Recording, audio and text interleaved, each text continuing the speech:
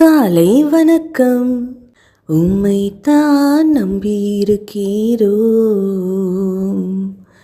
உம்மையன்றி யாரும் இல்லையப்பா.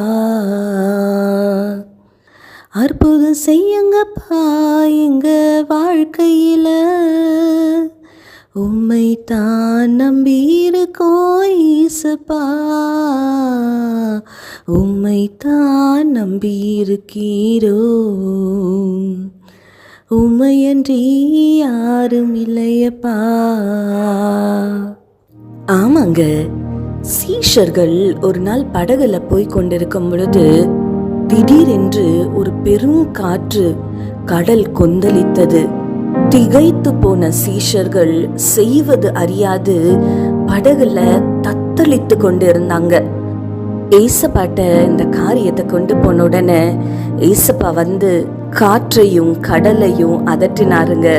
சூழ்நிலை அமைதியானது, தத்தளிப்பு மாறி ஒரு சமாதானம் உண்டானது.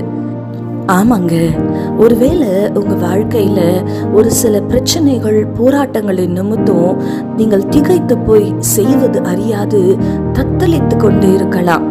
சோர்ந்து போகாதீங்க. ஜெபத்துல ஆண்டவரிடத்துல இந்த காரியத்தை கொண்டு போங்க. தத்தளிப்பை நீக்கி போடுவேன் என்று சொன்னவர் உங்க வாழ்க்கையில உள்ள பிரச்சனைகளை போராட்டங்களை மாற்றி தத்தளிப்பை நீக்கி சமாதானத்தை தந்து உங்களை ஆசீர்வதிப்பாருங்க. நம்பிக்கையோட இருங்க. ஒரு நாளும் ஏசப்பா உங்களை கைவிட மாட்டாரு. கண்களை மூடி ஆண்டவரை நோக்கி பார்க்கலாமா? எங்கள் பரிசுத்த பரலோக பிதாவே, உம்மை துதிக்கிறோம் அப்பா, உம்மை ஸ்தோத்தரிக்கிறோம்.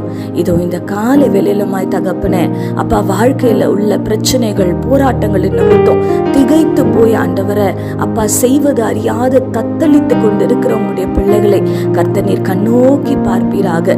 தத்தளிப்பை நீக்கி போடுவேன் என்று சொன்னீரே ஆண்டவரே அப்பா, உம்முடைய பிள்ளைகளுடைய வாழ்க்கையில உள்ள எல்லா பிரச்சனைகளையும் போராட்டங்களையும் மாற்றி ஆண்டவரை தத்தளிப்பை நீக்கி போட்டு சமாதானத்தை தந்து உம்முடைய பிள்ளைகளை ஆசீர்வதிக்கும்படியாய் சந்தோஷப்படுத்தும்படியாய் ஜெபிக்கிறேன். நீர் கைவிடாத தேவன் ராஜா.